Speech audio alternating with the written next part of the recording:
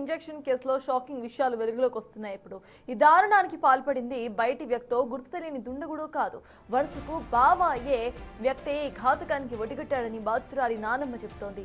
బాధితురాలికి నిందితుడికి పెళ్లి చేయాలని ఇరు కుటుంబాలు భావించాయి. అయితే నిందితుడి తండ్రికి హెచ్ఐవి ఉండటంతో అనుమానం వచ్చిన బాధితురాలు తన సోదరుడు ఆ అబ్బాయికి కూడా పరీక్షలను చేయించారు. ఆ రిపోర్ట్లో అబ్బాయికి కూడా హెచ్ఐవి పాజిటివ్ అని తేలడంతో బాధితురాలు అతడితో మాట్లాడటం మానేసింది. చదువు మాన్పించి ఆమెకు వేరే సంబంధం చూడడంతో నిందితుడు కక్ష పెంచుకున్నాడు.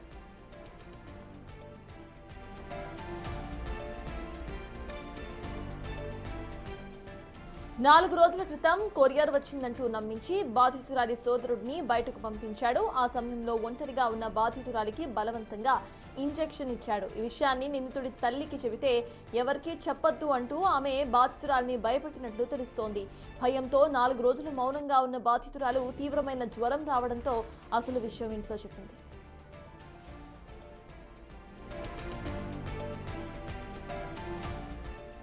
ప్రస్తుతం నిందితుడిని పోలీసులు అరెస్ట్ చేశారు. తమ మనవరాలి ప్రాణాలతో చెలగాటమాడిన నిందితుడిపై కఠిన చర్యలు తీసుకోవాలని ఆ వృద్ధురాలు కన్నీరు మున్నీరుగా విలపిస్తున్నారు. తమ కుటుంబం జోలికి మళ్లీ ఆ వ్యక్తి రాకుండా చూడాలని ఆమె పోలీసులను వేడుకుంటున్నారు.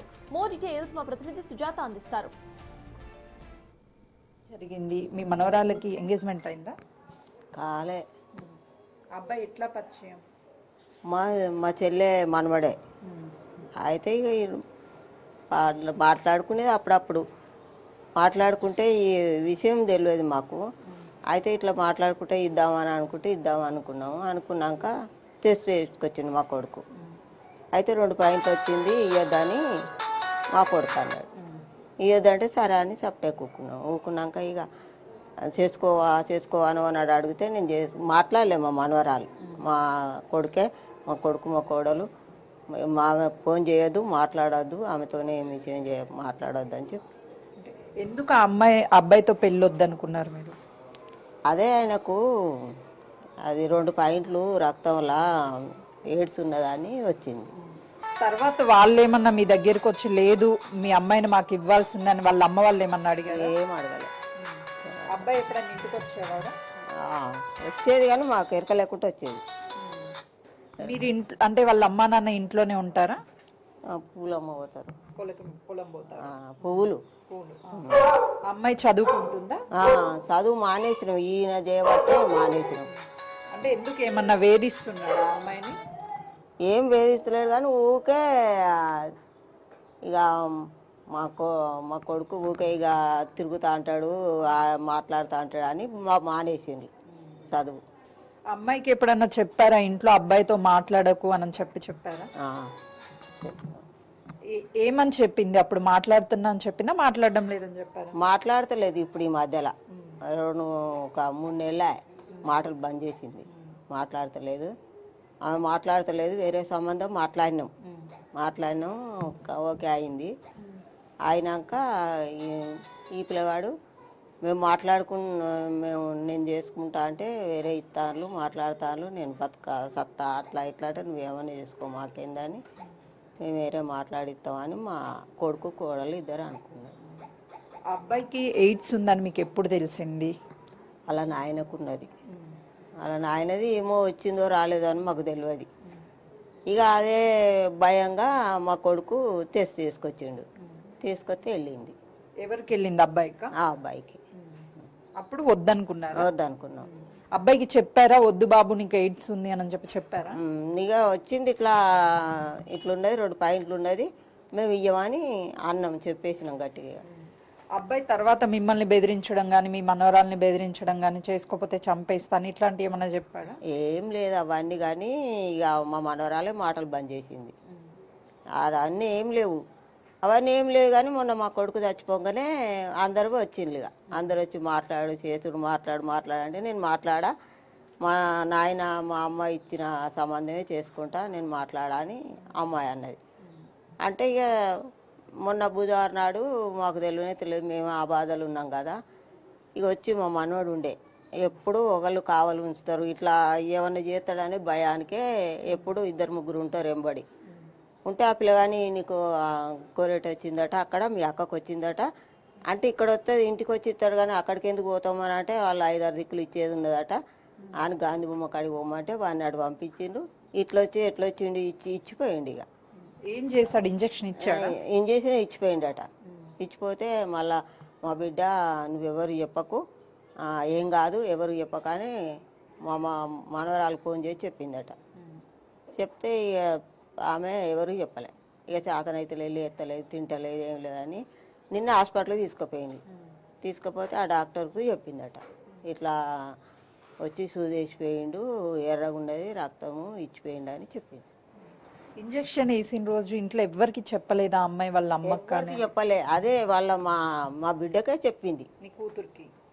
మా కూతురు అదే మనోరు వాళ్ళ అమ్మకు చెప్తే ఆమె నువ్వెవరికి చెప్పకు, మీ నాయనకు మీ అమ్మకు ఎవరికి చెప్పకని అనేదట. అది ఎవరికి చెప్పలే. అంటే అమ్మాయికి మెయినత్త ఇద్దా? మీ అనత్తనే కానీ ఇక దగ్గర ఆమె కాదు, చిన్న పెద్ద నాన్న బిడ్డలు. ఆమెకి మాత్రమే చెప్పుకుంది, వాళ్ళ అమ్మకి కానీ నాన్నకి కానీ ఎవరికి చెప్పలే. అయితే ఆడ నిన్న హాస్పిటల్కి తీసుకుపోతే ఆ డాక్టర్కి చెప్పిందట. చెప్తే నేను ఈ చూడనమ్మా ఈ కేసు స్పెషలిస్ట్ దగ్గర తీసుకుపోవాలి అని అంటే మరి ఏం చేయాలి చెప్పరు. ఇక అట్లా అయినా చెప్పాడు, ఎట్లా చేసినా చెప్పాడు అని నేను ఫోన్ చేసిన. మరి చెప్పు, మా బిడ్డకు ఫోన్ చేసి మాట్లాడు, మరి ఏం చేసిండు ఏమి ఇచ్చిండు తెలిస్తే మరి హాస్పిటల్కి తీసుకుపోదాము, చెట్లు చేపిద్దాం, మరి పోలీస్ స్టేషన్ కంటే పెద్దగా అవుతుంది అని అంటే ఫోన్ ఎత్తలే ఆమె. ఎత్తపోతే నేను ఊరికి పోయినా. మా తమ్ముడు నన్ను నిద్రకు తీసుకుపోయిండు. నేను ఊరికి పోయినాక ఇదంతా గందరగోళం అయింది. ఇక మీరేమన్నా అబ్బాయిని అడిగారా అసలు ఏం చేసావు ఏంటి అని? అబ్బాయితో మాట్లాడారా? నేను లేను నిన్న లేను. నేను ఫోన్ ఎత్తలేదు. వాళ్ళు అదే అడుగుదామంటే ఇంటికి పోదామంటే వద్దన్నాడు. ఇక నేను పోతానంటే నేను ఊరికి పోయినా, స్టేషన్ కన్పూర్ పోయినా. ఇక వాళ్ళు పోలీసు కేసు పెట్టిందట. కేసు పెట్టి అబ్బాయి ఏం చేస్తుంటాడమ్మా? ఇన్ఫోసిట్లో చేస్తాడు, జాబ్ చేస్తాడు. ఇక కేసు పెట్టిండు. ఇక కేసు నిన్న ఇవాళ పొద్దున వచ్చిన నేను నిన్న పోయి పొద్దున వచ్చి మా చెల్లె మా బిడ్డ ఒకటే ఏడుపులు ఆర్పులు. నేనేం చేయాలి, ఇక నాకేం తెలియదు, నేను లేను, నేను ఊరికి పోయినా అని నేను చెప్పిన. అమ్మాయికి ఎట్లుందంట ఇప్పుడు? ఎట్లా ఉన్నదో ఏమో, ఫోన్ చేయలే నేను, ఇంకా ఫోన్ చేయలే. అంటే మీరు ఎంతో అల్లారు ముద్దుగా పెంచుకొని ఉంటారు పాపం మీ అమ్మాయిని, అసలుకి చిన్న కష్టం కూడా రాకుండా. కానీ ఆ అబ్బాయి కనీసము అట్లా చేయడం తప్పని కానీ లేకపోతే పాపం అని అనిపించలేదు ఆ టైంలో? ఏమో, ఇక మా కొడుకు అయితే మంచి కష్టం చేసి ప్రైవేట్గా చదివించిండు. చిన్నప్పటి నుంచి మంచిగా చదువుకున్నారు 3 పిల్లలని. అదే వాళ్ళ దోస్తులు ఉన్నారు, ఏమైనా చేస్తాడా మా కొడుకును, మా కోడలు ఇయ్యొద్దని అంటారు కదా. నాకు అదే భయం ఉన్నది, ఏమన్నా చేస్తారో ఏమో, మా కొడుకుని ఏమన్నా చేస్తారో ఏమో అని అదే భయం ఉన్నది. మా బిడ్డ కూడా చెప్పింది, వాళ్ళ దోస్తులు ఆగుతలేరు అంటే ఎందుకు ఆగరే, ఏం చేస్తారు అని నేను ఆ పిల్లగానికి కూడా చెప్పిన. నువ్వేం చేయకు, ఏం వద్దు, నేను ఎక్కడన్నా మంచి సంబంధం ఇది కాకుండా వేరే సంబంధం చూసి చేస్తా అని ఆ పిల్లగాని మంచిగా చెప్పుకుంటూ వస్తూనే ఉన్నా. చిలుక మా ఇంటికి వచ్చి కూడా వస్తే చెప్పిన. అమ్మాయి అబ్బాయికి ఏమవుతాడు? బావనే అవుతాడు. సొంతం కాదు, వాళ్ళ పిల్లగాని అమ్మమ్మ మా చెల్లె, అక్క చెల్లెల్లో మా చెల్లె బిడ్డ అన్నట్టు.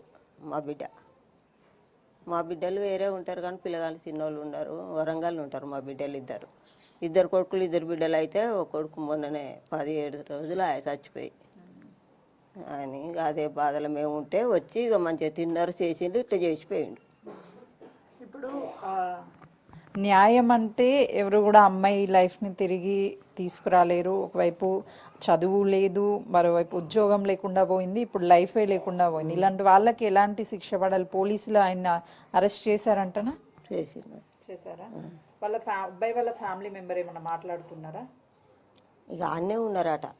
ఎక్కడ ఉన్నారు అబ్బాయి వాళ్ళ? పోలీస్ స్టేషన్ కాడ. అమ్మ నాన్న కూడా అక్కడే ఉన్నారా? నాన్న లేడు, అమ్మ ఒక్కతే. ఏమన్నా చెప్తుందా? ఆమెను కలిసారా మీరు? ఏమో ఏం చెప్తా, ఇక నన్ను రమ్మంటే నేను పోలే.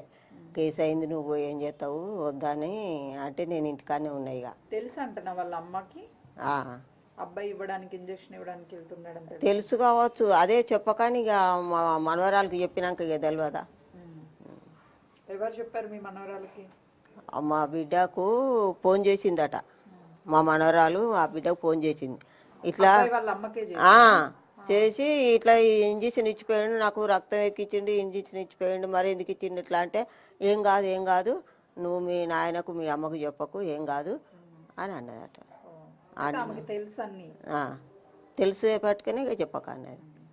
ఇక అనేది చెప్పకుండానే ఉన్నది. ఇక అంటే ఇప్పుడు మీకు ఏ న్యాయం కోరుకుంటున్నారమ్మా? అసలు న్యాయం అంటే ఏం జరగాలి, ఏమనుకుంటున్నారు? ఏం లేదు, ఆ పిల్లగాన్ని ఏం చేయకుండా వదిలేసి పెడితే మా జోలికి రాకుండా అంతే వదిలేయాలి.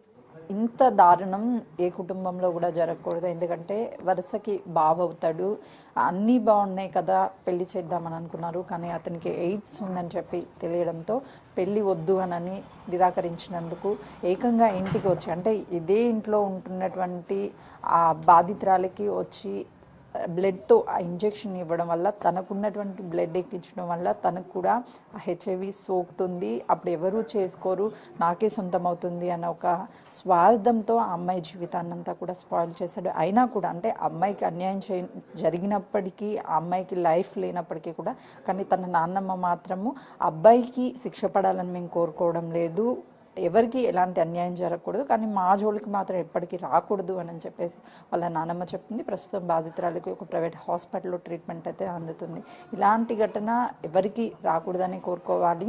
ఈ సిచ్యువేషన్ జరిగిన తర్వాత ఆ అమ్మాయికి హెల్త్ బాగోలేకపోవడం వల్ల తర్వాత హాస్పిటల్కి తీసుకెళ్లడం, బ్లడ్ టెస్ట్ చేయించడం, అవన్నీ చేసిన తర్వాత అసలు వాస్తవాలన్నీ కూడా బయటకు వచ్చాయని చెప్తున్నారు. కెమెరామెన్ శ్రీకాంత్తో సుజాత, పోచారం.